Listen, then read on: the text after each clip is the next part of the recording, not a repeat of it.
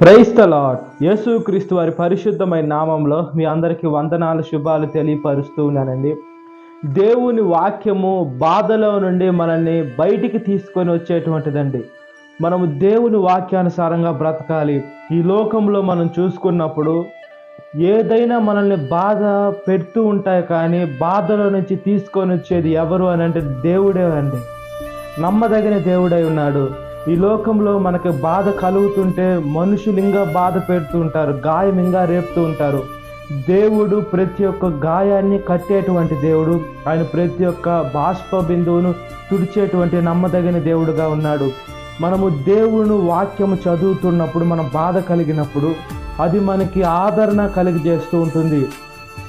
బైబిల్లో 365 సార్లు, అంటే రోజుకి ఒకటి చెప్పున నీవు భయపడద్దు అని దేవుని వాక్యం సెలవిస్తుంది.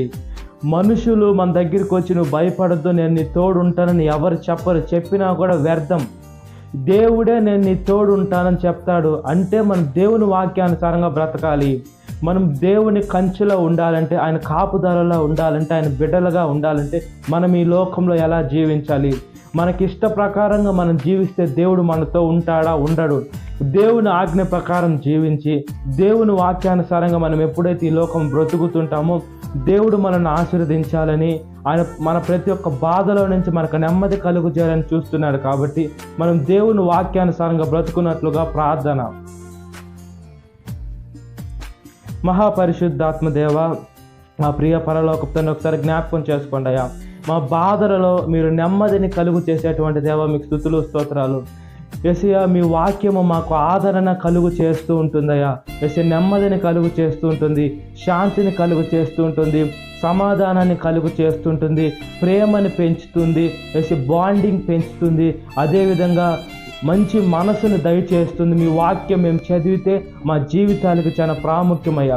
ఈ లోకంలో 3 పూట్ల ఎలా తింటామో, పొద్దున్నే లేసి ఎలా బ్రష్ చేస్తామో, మీ వాక్యము చదివి వేసే మా జీవితానికి ప్రార్థన చేసుకుంటే మా జీవితం అంత సాఫీగా జరిగిపోతూ ఉంటుంది. మీ కృపలో జ్ఞాపకం చేసుకోండి అయ్యా.